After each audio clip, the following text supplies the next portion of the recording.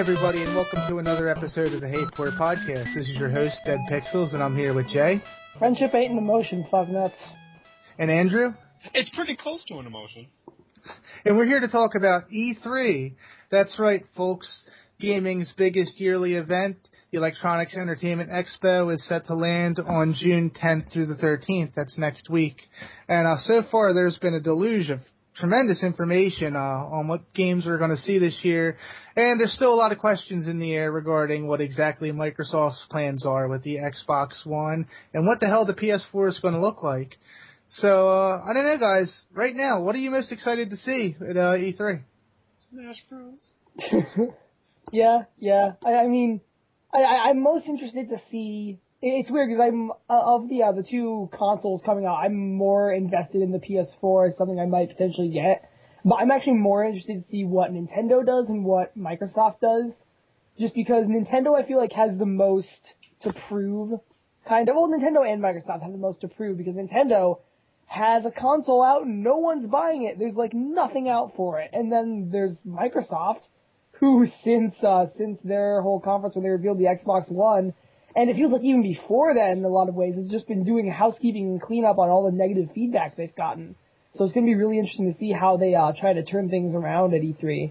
And I honestly wouldn't be surprised if Microsoft did find a way to do an impressive E3 conference, but I think the things that they've already said that people hate about the new Xbox are still going to stand. Oh yeah, there's lots to hate. Yeah, I think that with you mentioned Nintendo there, with the other systems coming out this fall, I think you're right, and they really do need to do something, because if they don't really impress at E3, people are just going to commit to buying their Xbox One or their PS4 this holiday season, and I think Nintendo is just going to have a nearly impossible time trying to catch up after that. I think they really need to dissuade people from buying the other platforms. I think they'll catch up. I mean, the 3DS had a very similar launch. It had a very large route of just nothing, similar to the Wii U. And I don't think the Wii U is going to go through a price drop like the 3DS did. But, I mean, it could, because you get a second ambassador program. That'd be fun. But I think just we'll get the games. It'll take a bit, like the 3DS, but it'll get out there, and the Wii U will prove to be a successful system. Yeah, we'll see. It's definitely going to be an uphill battle, though. I agree. Yeah, I Not definitely. Gonna be the easiest thing. I definitely am hoping. I mean, we know Smash Brothers. We're going to see Smash Brothers. We're going to see new 3D Mario, which I'm excited for, because Mario Galaxy, I would say, is definitely one of the best games of the entire last generation, just in terms of level design and innovation and stuff. I mean, say what you will about motion gaming, that thing had some of the most varied, interesting, innovative levels I've seen in games in a long time. So I'd love to see something else like that for the Wii U, and if that comes, I think that'll help redeem the thing. Hopefully Fire Emblem also sold well enough to actually warrant maybe getting a version for the Wii U as well. I think it'll be interesting, and I was wondering what you guys were thinking also. Who do you think is going to, or rather, see, with Nintendo, it's a funny thing. Because even, what is it now, 8 months into the Wii U's life, we still haven't seen a great deal of games in the works. You still hear about Rayman, which is done, but on the shelf pretty much indefinitely, or till September rolls around. We have Zelda. August now, is it? Yeah, they confirmed August 26th, I think, is the release date. So basically September. Wind Waker HD, The Wonderful 101, Pikmin 3. I know, Andrew, you're freaking out for Smash Brothers. A lot of the games we're mentioning are also going to be 3DS as well as Wii U. But I was wondering, do you think that, just a guess here, that the Wii U is actually going to come away, with a lot of clout after this conference, or do you think most of the hype's actually going to be for the 3DS as it's been after they debut the games that are coming to the 3DS? I think it's going to be all for the Wii U. I know they've specified that they want to focus more on the Wii U than the 3DS. The 3DS has a great lineup coming up. There's just Shin Megami Tensei is coming out soon. Just game after game that looks fantastic. Well, even the last Nintendo Direct was pretty much primarily just 3DS, with the exception of the Luigi DLC for Super Mario Brothers U. And that's true. And I think that Nintendo Directs we see on Tuesday will focus primarily on the Wii U. Yeah, we'll see 3DS because they can't forget the 3DS. But I think a majority of it will be focusing on the Wii U and what's coming out for the Wii U. I hope so. It's pretty funny thinking about the fact that, like, the way that Sony's been carrying their business and they get panned so much for it is the fact they support their primary console so much, but act like they don't even know they have a handheld. And it seems like Nintendo does the exact opposite. They focus so hard on their handheld, but what the hell are they doing for the Wii U, or what have they done in nearly a year as it stands now? But yeah, it's frustrating because, like, I mean, I really like the Wii U in concept. I think it's cool. If a Fire Emblem game came out for that thing where you can manage like a big scale battlefield on the gamepad, that'd be amazing. But like, the only recent release for the system is Resident Evil Revelations port, which I'm sure is good, but But what about that Fire Emblem crossover game there? Oh, that's coming out. It's Fire Emblem. I forgot all about that. Sensei, right? Yeah. Yeah, I was gonna say You'll probably see that. Speaking of Awakening, that actually did sell well. Awakening was actually going to be the last game in the Fire Emblem series because it hadn't sold well, but fortunately it sold really well. So they're talking about, of course, making more. What about you, Andrew? What are you hoping to see? Well, like Jay said, I'm really interested in just Microsoft, just because I want to see what they have to say. Like, how are they just going to, what are they going to talk about? More TV? But, what? Oh, no, I was going to say, I mean, we know they do have games, and they said, my problem with going back to the Xbox One again, which I feel like we've beaten to death, my problem with their conference that they did wasn't that it was focused on TV, because they said it was going to be focused on other things but the games, since they have E3 for the games. That's fine. But I think they need to find a way for the games that they show at E3 to make it worth the always online stuff and the weird focus on TV stuff and just the bad things that have come along. And I agree. I'm just curious, if they're gonna do games, yeah, but that still doesn't hide the fact that all those things that are just wrong with the system. You can't fix, having to check online once every day. You can't fix shit like that unless they decide to remove it, which I don't see them doing. But yeah. No, keep going. No, I was done with that segment. I'm gonna still go on. Well, it seems like also, I just want to add while we're talking about that, is they're probably, I don't think I'd say it, but I think a lot of people during this conference are going to be thinking about the rumblings that have been going around over the past day about what exactly Microsoft has been up to in regards to E3. Yeah. Yeah. Anyone want to elaborate on that? Yeah, basically, this thing came out on, I am looking at the website, Softpedia. This is a report that Microsoft is paying third-party publishers to not show PS4 games at 2013's E3. Which is just, I mean, do I even need to say how messed up that is? Do I even need to make those words come out of my mouth? Because they're already coming up in your head. I know they are, because that is fucked up. What baffles me most about this isn't even the action of doing it in and of itself, because that's a shady business practice. Businesses do shady business practices. But the fact that they chose to do this now, when they're already in such bad standing with their consumers, that they decide to do this, which as soon as it gets out makes people just hate them even more, it's appalling to me. It's just dumb, if anything. To put it in layman's terms, it's a dumb decision made by dumb people. Now, truth be told, this originated with NeoGAF, right? We don't have any concrete confirmation that this is exactly what happened, do we? I mean, did any developer come out and say as much, or? No, it looks like it's on NeoGAF, which it's frequently a true rumor mill. Right. But I mean, if it is true, it wouldn't surprise me, but at the same time, it would be extremely perplexing if it does turn out to be true. Just what a bad business practice it would be at this point. Pretty ridiculous. Yeah.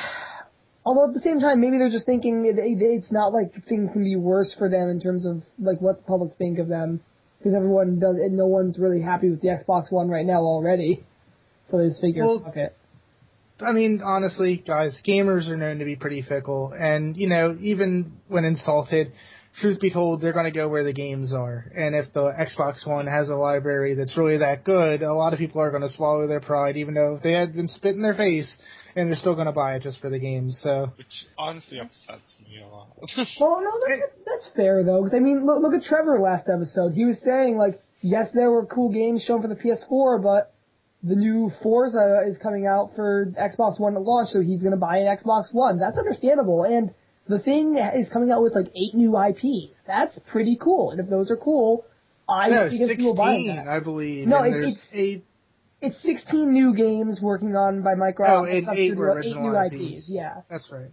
Including that Quantum Break game. We think. Oh yeah. Which hadn't made no sense. I still need to figure out what that is. Yeah.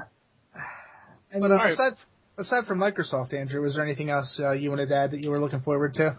Well, I'm really excited for Nintendo. You know, obviously being a Nintendo fanboy, I am squealing like a little girl knowing that Super Smash Bros. 4 is going to be announced. You know, they confirmed a trailer for us, which just makes me so happy. Now, I know that it's coming to 3DS and Wii U. Do we have any word? Have they announced yet if it's actually going to have cross-platform play? Oh, yeah, they confirmed that, like, back when... I'm pretty sure they confirmed it. They did. Did they? Okay, they confirmed it back when they were talking about it.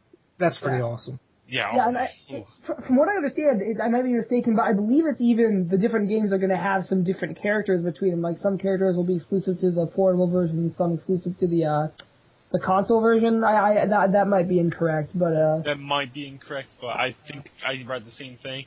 And I think what happens if like you connect between the two, you can play as the characters as the ones from both. Yeah. Yeah. But I'm squealing like a little girl about that because Super Smash Bros. Is been fucking fantastic. And can we hear the squeal? Okay. Very nice. That's a quality squeal. Yeah. There have been some cool rumors about the new Smash Brothers too. Like it's been talked about how do we keep these characters fresh and interesting? Like how do we keep revitalizing the same characters that they've used in the last 3 Smash Brothers games? And it's all rumor, of course, it's all speculation. But there's been talk of having different move sets for different characters. Like you choose Link.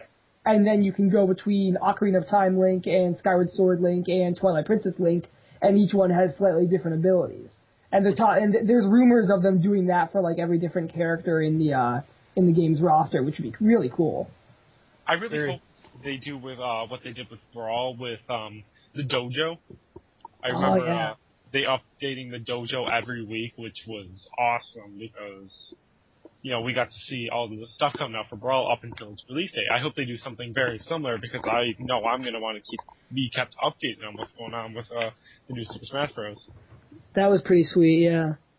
Another thing that has me excited, just talking about Nintendo, did you guys watch the footage of the new Sonic in action? Yes. Absolutely. Wow. Oh my god. Great. I love the fact that you can make Sonic walk, run, or go even faster. That's cool. It's funny because it sound like such little things, but in a Sonic game, they're going to make all the difference. Yeah, it looks good. I'm glad Robotnik isn't the final boss. I mean, it possibly will, but I was listening to the gameplay at IGN talking about how the Deadly Six are the new enemies. It's not going to be Robotnik. Yeah. I even heard a rumor somewhere, and this is all just, again, speculation. I was listening to some podcast where they were talking about the rumor that Eggman is actually going to be on your side and going to be helping you out from, behind the scenes trying to help you take down the Deadly Six.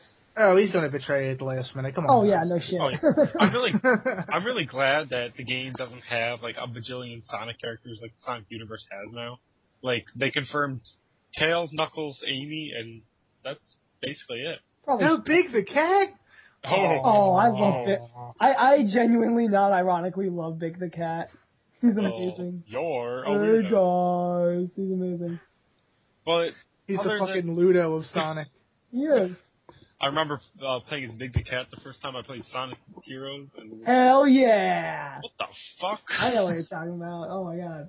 I'm spending $60 for that game. Yeah, but 5 now. I've never been that much of a Sonic guy. I have the DS collection of the original Sonic games, 1 through Knuckles, And I always liked him. I was never that much of a fan. This is the first time I've ever been, like, really actively stoked for a Sonic game. Exactly. I had...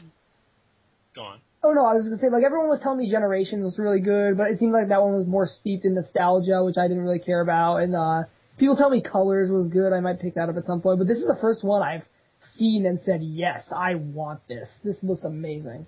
I feel exactly the same way. Like, I saw the candy themed stage. That looks pretty. I couldn't take my eyes off those donuts, man. Like, it looked fantastic.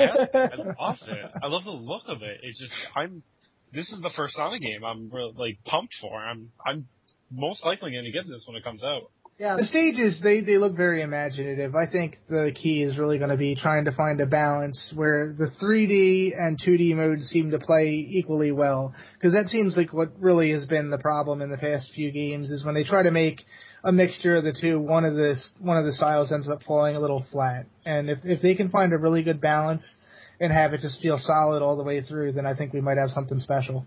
I sure hope so. Yeah. Yeah, and like I was talking about Mario Galaxy earlier. It looks kind of Galaxy-esque in like the way the world is designed, and that'd be amazing. It just looks really fun. And part of this is just coming out of desperation for wanting Wii U games. Yeah. There's I'm not going to deny that. Yeah, I agree. But other than that, I'm looking forward to surprises. I think it was confirmed that Retro would be announcing their game that they've been working on for who knows how long. Yeah. Please say another Metroid. Metroid Prime 4, please. Get on it. I'm pretty excited. I wouldn't be surprised. Oh, sorry. I think they've been working on this for a long time, and I'm really excited to know like what it is. If it's not Metroid Prime 4, I won't be surprised if we don't see any hint of Metroid, because I mean, Other M, like, that game gets such a bad rap and kind of ruined, not ruined that series, but just damaged it heavily for them. I mean, I and a select few others will vouch for it being a fun game, despite the terrible writing and everything, which, is there, and that does bog it down, but I still had fun playing the damn thing, and I would love a game like that on my 3DS, but if we don't, it wouldn't surprise me if it isn't Metroid Prime 4 that they're working on. I want it to be so bad, though. Oh my god. I'll cry, guys. I'll just fall down and cry if we don't get our Metroid Prime 4. I'll be so sad. I could see cycling through the suit functions and having the nap and everything on the gamepad. I think it'd be a good fit. Yeah, it'd be cool. I personally don't think it's going to be Metroid Prime 4. I think the Prime series is all like wrapped up. Maybe another Donkey Kong. Yeah, that could be it. That could be it, especially since the previous one just got re-released on 3DS. Maybe, right. Use the leverage from that. I'd be a bit disappointed if that was it. Yeah, me too, but it would be kind of cool. Oh, it would be cool. I'd be a bit disappointed because they've been working on this for, so long. I don't know, I'd be a bit disappointed if it was another Donkey Kong game. I just want a new Metroid. Oh, Cry. No, I don't even care if it's not another Prime. I just anything new Metroid, please give us something. Metroid Other M2. God damn it, Team Ninja! Speculation aside, because we're talking about a lot of what we'd like to see. Now, they have released a ton of games, some that we didn't know about before the pre-3 announcements. And have you guys been following much of that at all? Because some of this stuff's looking pretty amazing. I haven't much, to be honest with you. Yeah, me neither, actually. I saw that Thief 4 teaser, which I'm actually pretty interested in that, because I played Dishonored at the end of last year and loved that game, and everyone was recommending I check out the Thief series. And that looks pretty sweet from what little we've seen so far. Andrew? It does look pretty good, sorry. From what I saw, it looked interesting. I want to see more information about it, but it looks pretty good. I haven't really seen many other just like pre-E3 stuff though, personally. I mean, one thing I saw that really intrigued me was Square Enix is putting out a Murdered Soul Suspect. Did you guys happen to watch the trailer for that? Oh no, I didn't. I saw we put it up, but I didn't check it out. It looks pretty interesting. you're a detective, Ronan O'Connor, and at the beginning at the footage they showed, you're thrown out of a window, and then it snaps to Ronan standing there smoking a cigarette, and he sees a guy looming over a body in the street. So he runs up to take a look at him, see what the hell's going on. When he goes to reach out for the guy's shoulder, he gets a jolt and remembers everything that happened to him, and he sees that's actually his body on the ground. He goes to reach for his gun, and the suspect actually has it because he just took it off his body. Ends up pumping about 6 bullets in his chest while he's on the ground, and you're seeing the holes rip into your spectral self. And apparently, the premise of the game is you're actually you're between life and death trying to find your murderer. So it looks cool. It looks like a Ghost Trick meets L.A. Noire, and that could be a really interesting concept. That sounds awesome, actually. Yeah. What's that? No, sorry, go ahead. No, you're fine. Oh, no, I was going to say, one other thing I forgot, Daylight, which originally was a PC game, that got announced for PS4, and that looks amazing. Written by Jessica Chobot from IGN, worked on by Zombie Studios, and I believe Atlas is helping them publish it. It's sort of a first-person survival horror game in a sort of in a completely randomly generated environment. You're in this enormous abandoned hospital with only a little cell phone for light, and you're basically trying to find your way out. And just the way, the amount of detail, not just in the environment, but the lighting stuff from what we've seen for that game, and just the presentation looks really cool. And that's the PS4, apparently. It looks like it has a ton of atmosphere, and I do like the fact that the only light source you have is the light from your phone. It sounds pretty eerie. I guess the big thing with that is, and a lot of games that have randomly generated environments have to deal with, is you start to get to a point in those games where you'll see corridors that are essentially cut and pasted from other areas and little annexes that are pretty much identical to other ones you've been through. If they can make the world look, because I think with horror games it's especially important to have an immersive, believable, kind of environment to really pull you into and scare the shit out of you. And if it starts to look a little cut and paste, that could really, I think, pull some people out of it. But if they do a good job of, putting in a believable haunting area, that would be fantastic. And it definitely looks good, and I'm looking forward to playing it. Yeah, it looks like that's what they're trying to do is use presentation to glue everything together despite some repetitive areas or whatever. Hopefully they'll be able to do that justice.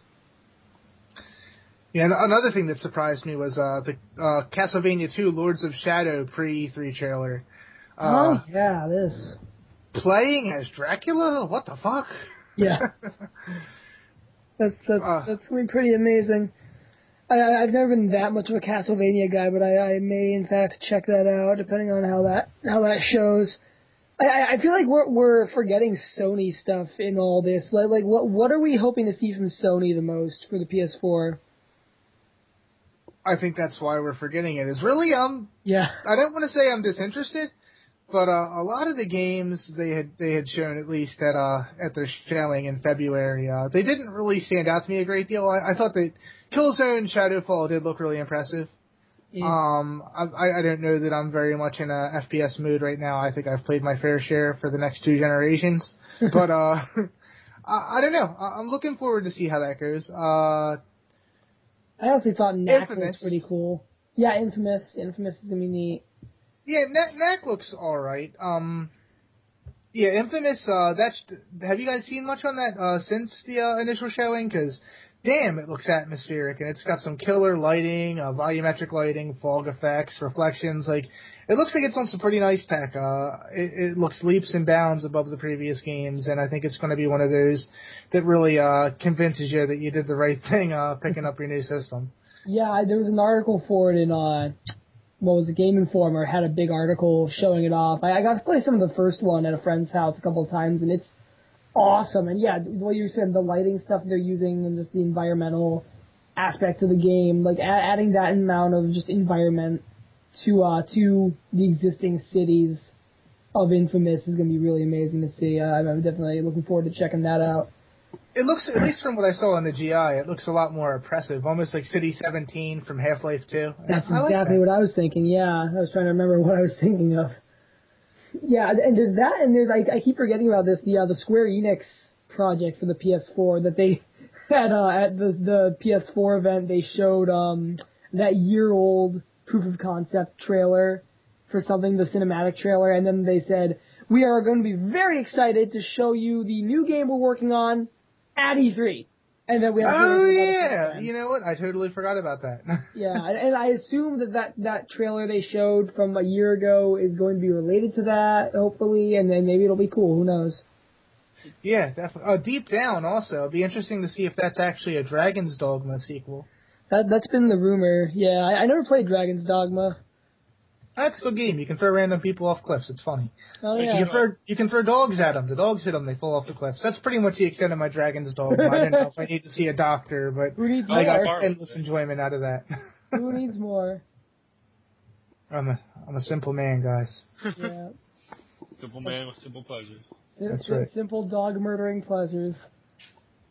Or dog. Well, no, I murder people. The dogs are just a means to an end, all right? Well, yeah, but you're murdering them too. Yeah, they'll be all right. Well, worked for Anchorman. It can work for you. Okay. But yeah, I mean, I feel like there's not really much else to say. 'Cause, like, we're hoping Nintendo doesn't suck. We're interested to see if Microsoft does suck or not, and who knows what Sony's gonna do. Like, there's not. They're gonna show the box. And another big thing we're forgetting is they're gonna actually probably say how much we can expect to plunk down on these systems.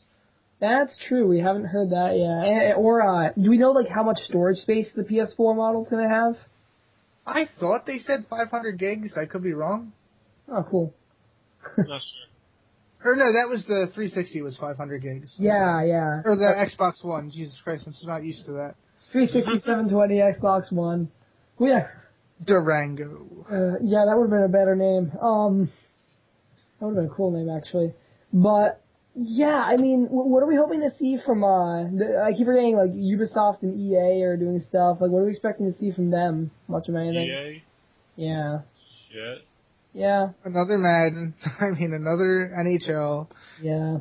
I mean, a lot of people are hoping we'll see Star Wars stuff. It's been like less than a month since they bought the Star Wars stuff, guys. We're not going to see anything yet. No. There's rumor that they're revitalizing the Star Wars 1313 project, which please. Oh, that was the squad-based one, right? No, that was the one where you're playing as the bounty hunter. It's a bounty hunter, yeah. Yeah, which was confirmed to be Boba Fett, which I don't know, I would have rather it be some new character, because Boba Fett's an overrated character. But that aside, yeah, that'd be cool to see if they do something with that, but we're not going to see anything from them just yet. I'm interested in seeing what Ubisoft has, because I know they've been saying recently how, they are going to continue backing up Nintendo, that they're going to still be there for them, even if they did fuck them over with Rayman. Yeah. So, I think we'll see some Wii U shit from Ubisoft. That'd be cool. I mean, yeah, we'll probably see more Rayman stuff since it's not out yet, like it was supposed to. We'll probably see a trailer for the PS4 and the other systems version, even though it'll be the same trailer we've already seen. We'll probably, I forgot, Assassin's Creed 4 is coming out. We'll see a bunch of stuff for that trash. Trash. Yep. I'm done with Assassin's Creed. Yeah. Really, 3 killed it for you, did it? It really did. I mean, it was a slow death, but yeah, that's really what killed it for me. Unless, I won't be buying this at launch. If I hear a lot of word that says it's good, I'll consider buying it. Because I enjoyed the ship sailing parts in 3 okay, and if they capitalize on that and maybe make the game actually about assassination again, that'd be pretty cool, because 3 sure as hell wasn't. 3 was about stuffing as many historical figures as possible into one game. And they did well at that, and that's about all they did well at. I could rant all day. Speaking of Ubi, because I noticed how Jay had said with such disdain about Ubi kind of turning their back, or not Jay, but Andrew rather, turning their back on Nintendo with Rayman. Did you guys hear about Arkham Origins in the Deathstroke DLC? No. Every console was getting it but the Wii U. Really? Day one. Deathstroke DLC, yeah. What the fuck? Like, why? I don't even see why developers would do that. I mean, really, you're just shooting the system in the foot. I mean, I take it, look, the Wii U has been out for less than a year. The other system's about 8. Chances are if you own a Wii U, you also own one of the other systems. And if you're going to buy the game, you're going to buy it on the system with the most content, which pretty much assures that Arkham Origins is not going to sell on the Wii U. Yeah. I mean, I was considering buying it for my Wii U. Now, if I buy it, I probably won't. I mean, yeah, that's a weird pattern with Arkham games, too, because didn't the Armored Edition of Arkham City, wasn't that basically agreed to be worse than the original version, the Wii U version was? I don't know. It came with all the DLC, and I think they said for the most part it was an admirable port. Yeah, most people said, like, the new features with the Armored Edition stuff made it way too easy and stuff, from what I heard. Oh, really? Yeah. No, I never played it myself. Yeah, I remember that being a thing at the time, is like, of all the ports to come to the Wii U at its launch, Assassin's Creed 3 and Darksiders 2 were like the only ones that were actually improved by the Wii U version. Apparently Assassin's Creed 3 was less buggy, which you could have fooled me, because my horse in that game likes to impersonate an African, like performance artist, interpretive dancer, like... It would just start having a rave party on that rock, man. You try and make it climb up anything. That's a hell of a horse. I'd say that's the definitive version right there. That's I know. It was pulling from Red Dead Redemption shit a couple of times. Oh my god. Speaking of which, I would love to see another Red Dead at E3. I don't know the chances of that, but God, that would be awesome. Yeah, that would be amazing. The world needs more cool Western video games, you know, like Old West Cowboys Western video games. The new Call of Juarez apparently just came out, and it's supposed to be exceptional. Oh, yeah. I keep forgetting that's a thing that exists. A lot of people do. Yeah. Yeah, I don't think it's sold out. I thought that happened with every game in the series, yet they keep making them, so yeah, that is what happens. Everyone forgets about them and then starts buying them like a month afterwards. Is this new one the Cartel, or is that the last one? That was the last one. Gunslinger. Yeah. Gunslinger, yeah, I've heard good stuff about Gunslinger. Nobody liked the Cartel. But yeah, Red Dead Redemption 2 would be cool. We'll probably see some more GTA 5 stuff. And that game looks freaking just visually amazing. Like, I don't know if they're still doing it, but I remember their Facebook page for GTA 5. For a while they were doing, every day they'd post a picture of real life New York City and then a picture of Liberty City from the game, and try to make you figure out which one is which. And it was really hard with some of them, because they looked gorgeous. Oh my god. So that'd be really cool to see. But, I don't know, guys. Besides that, I mean, it's kind of just a wait and see kind of thing. Yeah. Is there much of any indie presence at E3 ever? Not really. Not especially. Those are usually just smaller things, like, PAX East, PAX. Yeah. Games Developer Conference. Yeah. Yeah, I couldn't remember. I mean, it would be cool if there was some amount of indie stuff. Like, I'm just waiting to see more for Transistor, the new game by the guys who made Bastion.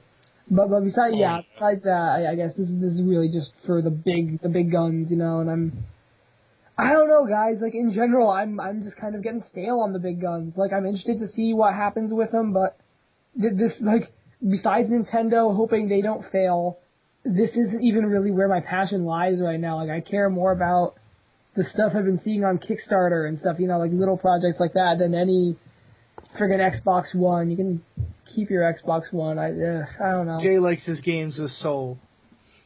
I'm getting there. I'm getting to that point. I mean, I still like my big budget experiences now and then, but man, we'll get to that in what you're playing, but the spirit of the indie has been recaptured in me lately, and I've just kind of stopped caring about big AAA titles a little bit.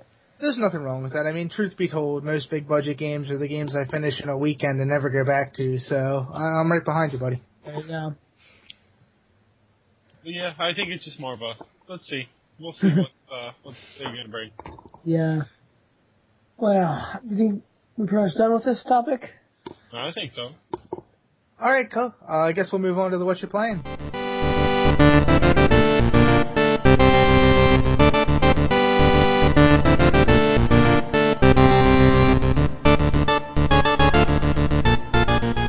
Alright. Well, I'll start off with our host, Mr. Frank. What have you been playing? Deadly motherfucking premonition still. Oh my god. Still. Yeah, well, truth be told, I only really get to play after my son goes to bed, and I've been working like crazy lately, plus doing stuff, all the pre-E3 coverage. So, honestly, I am, I guess, about 12, 15 hours in now, and, I am just now starting to get an idea of who the killer might be, and it's been so engaging. I didn't want to beat it into the ground too much because I know I talked about it at length in the last podcast. I still stand by for the next roundtable, guys. Play this game if you can, because it's goddamn amazing. But yeah, I don't know. It's awesome. I do think one scene that was kind of hilarious. Someone who I just saved momentarily from being murdered had their mouth stuffed full of these tree seeds, and she's just monologuing before she dies, and she's like fucking Mushmouth from Fat Albert, and seeds are flying everywhere, and she's getting so into it. It's like a 5-minute long speech, and then she dies, but you could understand like every 4 words. It was hilarious. Sounds like Arseface from Preacher. Yeah, exactly. Oh man, I wish we could talk about that tonight. We'll wait till next week. Yeah. Wait till next week. I wanted to too. But I don't know. I'm rambling. But goddamn it, Deadly Premonition, guys. It's amazing. And that's all I'll be playing for the foreseeable future. All right. What about you, Mr. J? Oh, motherfucking games, man. So I mentioned last week I picked up the Humble Bundle 8, which I only just picked up as of our last recording, so I hadn't had a chance to check out anything yet. I'm going to go roughly chronologically here. Thomas Was Alone. Thomas Was Alone is an indie game that was released tail end of last year on PC and Mac, but earlier this year came out on the PSN. It's seen a little bit more attention because of that. I'm actually going to be reviewing it, so I'm not going to say a ton about it, but what I do want to say is, alright, so it's this platformer. It's a 2D platformer, very simple game. You're basically playing as this series of little squares and rectangles, just, sort of meant to look like, Pong style, just very simple pixel characters. And they're all different shapes, like squares and rectangles with different abilities. Some can jump higher, some have, some are different shapes and so can get into small places. One of them can float on water, one of them can act like a springboard for the others to jump off of. And what's really interesting about this game, like if it wasn't for this one aspect, it would just be a kind of generic, fun, like basic platformer. If it wasn't for the narrator, there's a cohesive story in this game. Basically, each of these little pixel characters is a program running around in this computer. It's sort of like a mad virus, and they're all basically being tested to see how well they work. And each one has their own personality that this narrator brings about. Like, it starts out with Thomas, and Thomas was alone, and he wondered why that was his first thought, and he was very curious, and it starts talking about him, like, making up all these observations. And then there's Christopher, who's the little square who can't jump very high, and he's a pessimist and just hates everyone. And then there's, my favorite, Claire, who's this enormous square who first thinks she's about to die, then discovers she can float, and in that moment, Claire discovered she had superpowers. And she starts believing she's a superhero. And they're all these just really simple, they're all just blocks, but it's just really cool how, just a simple, really good, endearing narration can make you care about the simplest of characters. And I'm gonna play a little more. I'm almost done with it, but I'm really excited to review that. That sounds awesome. It really is. So what else? Also in the bundle, Dear Esther. Dear Esther came out last year. It's a first-person kind of visual novel almost. It's kind of hard to describe it. You're basically wandering around this island with a visual design very much like the sort of more nature-based parts of Half-Life 2. It has the kind of that same like stormy, like just washed up on the bluffs aesthetic. You're on this island. Looks like it's kind of in Scotland maybe. And you're just wandering around this island with a lighthouse on it, and there's this enormous tower in the distance that has a blinking red light on it. And you're just you're just exploring this island, and as you explore, your character narrates this series of letters he's writing to his, I guess, girlfriend, fiance, something, Esther, and kind of just describing why he's there, and you sort of learn a little bit why he's there. And it's really boring. So we have a lighthouse, and we have a girl. Do we have a city? No. This would be the worst BioShock sequel. Oh, man. But no, it's I want to like it, and I'm going to keep playing it at some point because I'm interested to see where it goes. But it's very much just like a visual narrative sort of experience. I want to see where it goes. Like, you do come across some cool stuff. There's this, like, big old crashed ship where you learn about some stuff. And then the guy's talking about the history of the island while he's talking about what he's doing there. So he's talking about this hermit that lived in this one enormous cave for, like, supposedly 1,000 years, and these native people who used to live on the island. It's kind of interesting. I can't say I'd recommend it to anyone to buy it whatever the full price is. Like, get it on sale or don't bother getting it. This is coming from someone who got it on a Humble Bundle. That's saying something. Yeah, I mean, I would not have bought it. I would endorse buying it in a Humble Bundle, but nowhere outside of that.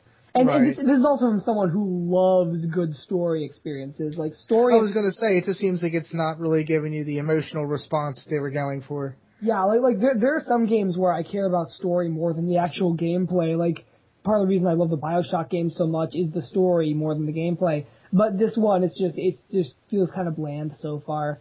I'll play it a little more. I'll give it the benefit of the doubt. Let's see, what else? I'll play a little bit of Capsized, which is a side-scrolling shooter game, which is one of those ones where you use the mouse to point and shoot. And it lags like hell on my computer, and I don't know why, so I'll be playing that more once I figure that out. But it's okay. It's just kind of generic so far. But more importantly, Legend of Zelda Oracle of Ages and Seasons came out on 3DS, and I had never played either of those. I played a little bit of Ages before, but never played Seasons, so I started playing Seasons, and it's really hard in some parts, but it's really fun. I love... Oh, sorry, go ahead. No, I saw that. They were for like a great price too. Wasn't it like $5 a piece or something like that? Yeah. Right now it's $10 for the two of them. I think it's going to go up to $6 for each of them. That's still a fantastic deal. Yeah, and there are some friggin' people like whining about, $10 for those. That's too much for old games. It's $5 for one like 30+ hour game. Like if you don't want to pay $10, buy one of them and you'll still have at least like 30 hours of great game. Like, I'm loving it. It's a lot of fun. It's hard though, and the dungeon I'm on right now is kind of pissing me off. It's the third one where it's one of those multi-layered ones where you have to fall through holes in the floor. I hate those. Fuck that shit. Okay, right into the ground. How about that fucking, what is it, the first Dark World dungeon, and Yes. Yeah. Yes, I just did that. Yeah, the Dark World dungeon in Link to the Past, and it's the Rocks Temple, or there's some dungeon in Link's Awakening that's like that too, the one where you fight the Falcon at the top. And yeah, I mean, it's good in concept, like they'll probably bring that back in that new Link to the Past sequel on 3DS. But it is just so tedious in the dungeon I'm in right now. And I'm not having a good time with that. But the one other thing I've been playing is Remember Me. Remember Me has been swallowing a lot of my time, but I actually can't talk about it much because I'm reviewing that too. But without talking about the game itself, because I have a lot to say about the game, but I want to save that for after I review it, of course. One thing I'll say that I noticed about it actually goes back to another game that came out earlier this year. I never got a chance to play the new Tomb Raider game, but following its release, there was a lot of talk about, and this got me to look up a lot of stuff about the game. There's a lot of talk about the way Lara Croft is portrayed in that game. How, like, they try really hard, and I think it's kind of universally agreed they tried too hard to make her this strong female lead. Like how I was looking up stuff for the game, and I looked up a lot of stuff for the game, how she's constantly just telling herself, you can do this, Laura, I can do this, I can do this. Like, meanwhile, she takes off like 10 people's heads without batting an eye. Like Exactly. And I get it, it's an origin story, so there's nothing wrong with the character having to self-motivate here and there, but it just seemed really excessive the amount they did it. There's a total disconnect. You can't make someone be a vulnerable Rambo. Nobody's a sensitive killing machine, okay? Yeah. Once you do that, you've broken the whole illusion. Yeah. And so I'll say, like people saying that, like, this proves that it's really hard for games to create a strong female lead. Remember Me succeeds where Tomb Raider fails without even trying. Like, boy. It's like there's some. I will say there are some problems with the game. I think it's slightly better than some people have been saying, but also slightly worse than other people have been saying.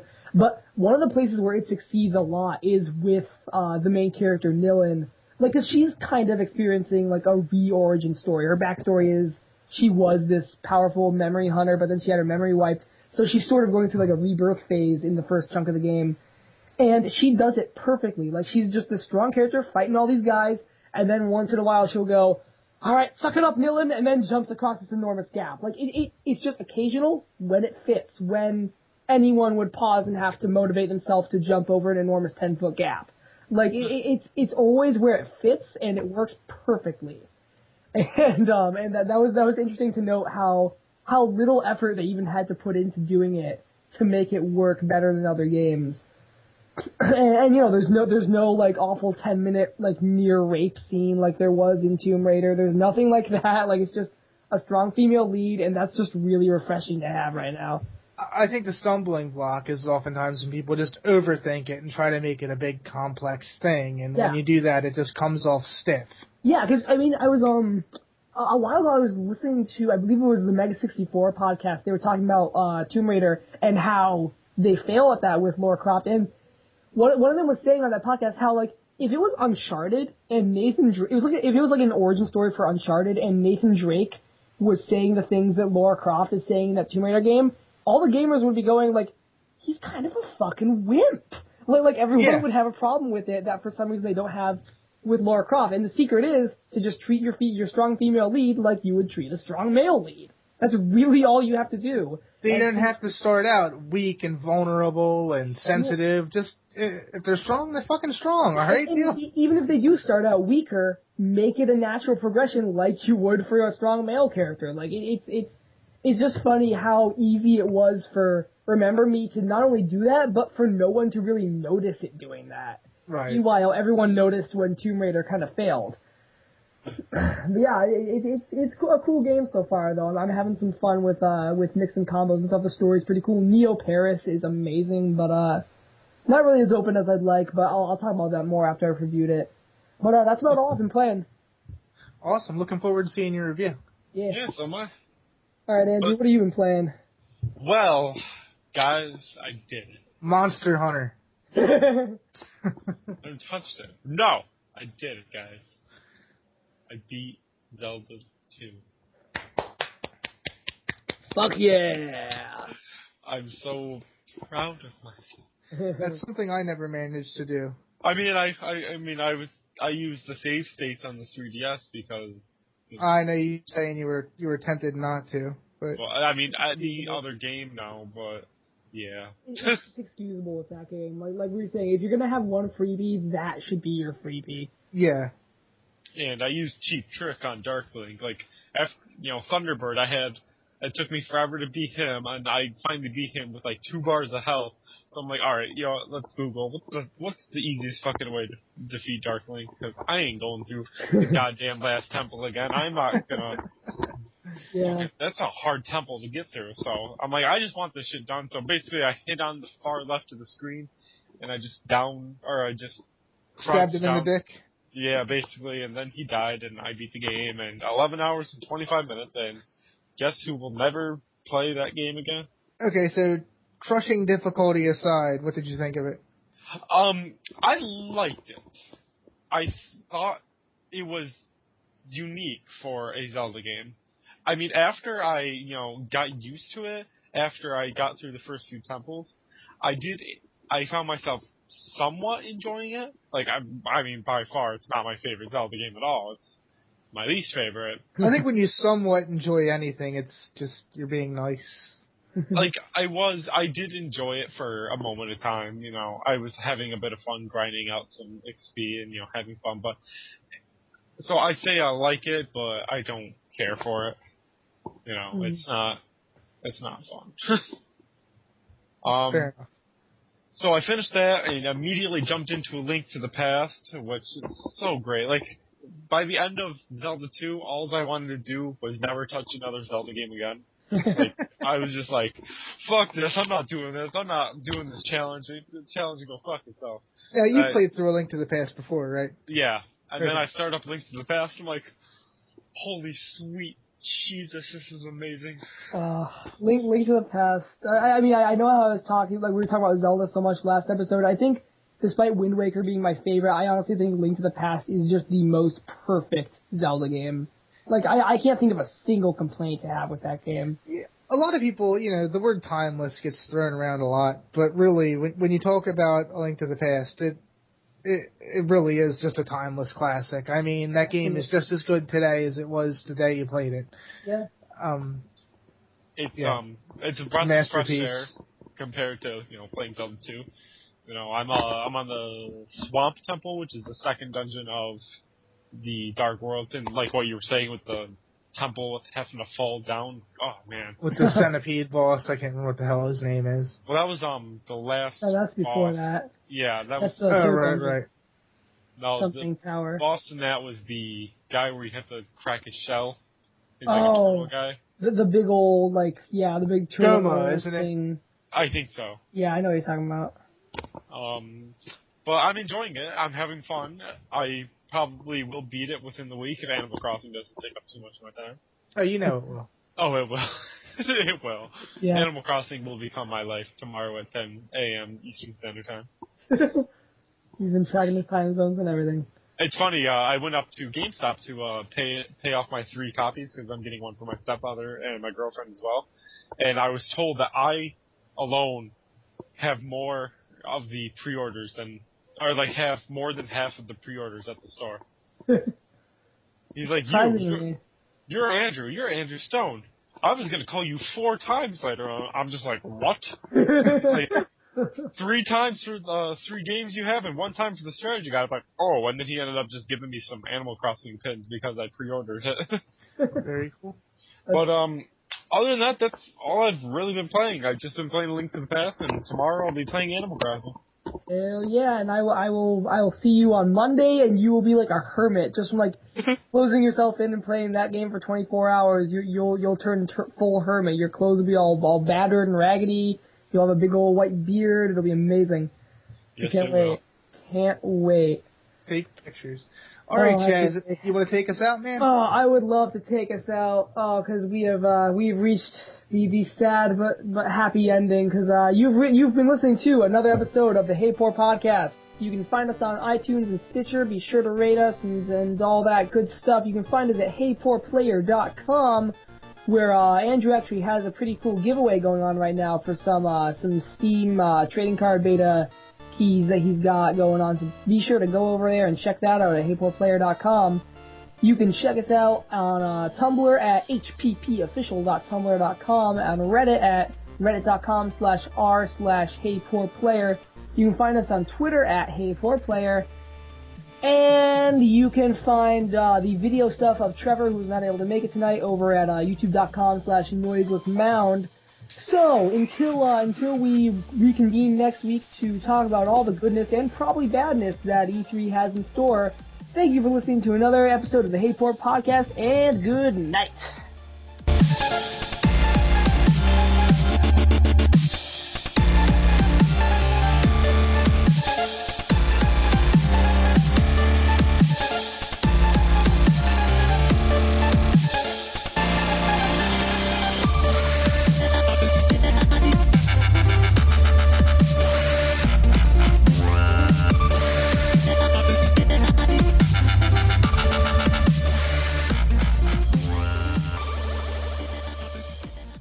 I'm getting over being sick, and I just had a long day of work, so I'm just ready to crash. I took 4 shits at work today. My stomach is not happy with me. I take 4 shits every day. Jesus Christ, get the hell out. Take shits every day.